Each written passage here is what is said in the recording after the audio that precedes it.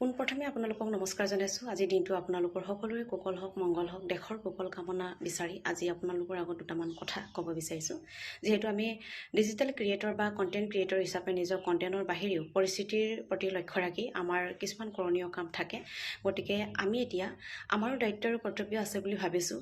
জনসাধাৰণক আমাৰ ফালৰ পৰা সজাগ আৰু সচেতন কৰিবৰ কাৰণে আমি কিছুমান কথা অৱগত কৰিব পাৰোঁ বুলি ভাবি আজি দুটামান কথা আপোনালোকৰ আগত অৱগত কৰিব বিচাৰিছোঁ। বৰ্তমানৰ পৰিস্থিতি আমি সকলোৱে জানো, দেখি আছোঁ।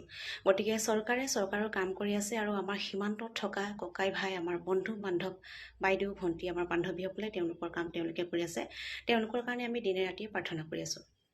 এতিয়া শত্ৰুপক্ষই নানান ধৰণে কিছু তেওঁলোকৰ ফালৰ পৰা কি ধৰণে কেনেকৈ ইয়াত বিপদ ঘটাব পাৰে তাৰ চিন্তা চেতনা কৰি পেলাই নানান ধৰণৰ তেওঁলোকে লিংক পঠাবৰ কাৰণে চেষ্টা কৰি আছে বা অচিনাকি ফোন নম্বৰৰ পৰা ফোন কৰি তেওঁলোকে বিপদ ঘটাবৰ কাৰণে চেষ্টা কৰি আছে।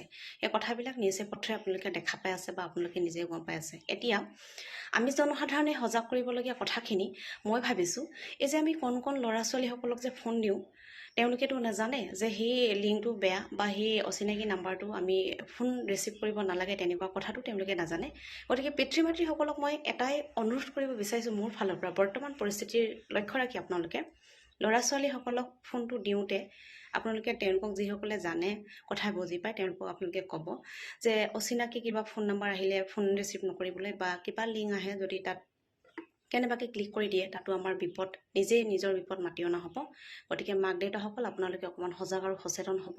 যিহেতু তেওঁলোকে কণ ল'ৰা ছোৱালীসকলে একো নাজানে, সেই তাৰ প্ৰতি আমি অকণমান সজাগ আৰু সচেতন হ'ব লাগে। আৰু আমি আগত যেনেকৈ, সেইটো পৰা আমি সকলোৱে জানোৱেই, তথাপিও মোৰ ফালৰ পৰা কৈছোঁ, জুম বান্ধি আমি ক'ৰবাত থাকোঁ, এই পদ্ধতিটো এতিয়া আমি পৰিহাৰ কৰিব লাগে। আগতে আমি ক'ৰবাত লগ সমনীয়াৰ লগত অকণমান জুম বান্ধি থকা, সেই আমাৰ পৰিৱেশটো আমি এতিয়া বৰ্তমান পৰিহাৰ কৰিব লাগে। বৰ্তমানৰ পৰিস্থিতিৰ প্ৰতি লক্ষ্য ৰাখি আমি জনসাধাৰণে সজাগ আৰু সচেতন হ'ব লাগে।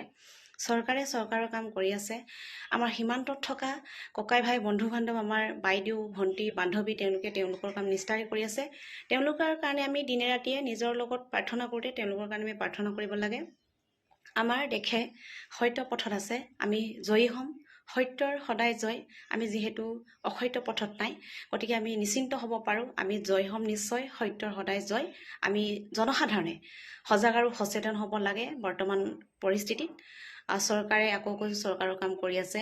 সীমান্তত থকা আমাৰ যোদ্ধাসকলে, জোৱানসকলে তেওঁলোকৰ কাম কৰি আছে। গতিকে আমি সজাগ আৰু সচেতন হোৱা কামখিনি আমি আমাৰ ফালৰ পৰা কৰি যাব লাগে বুলি ভাবিছোঁ। ধন্যবাদ জনাইছোঁ আপোনাক।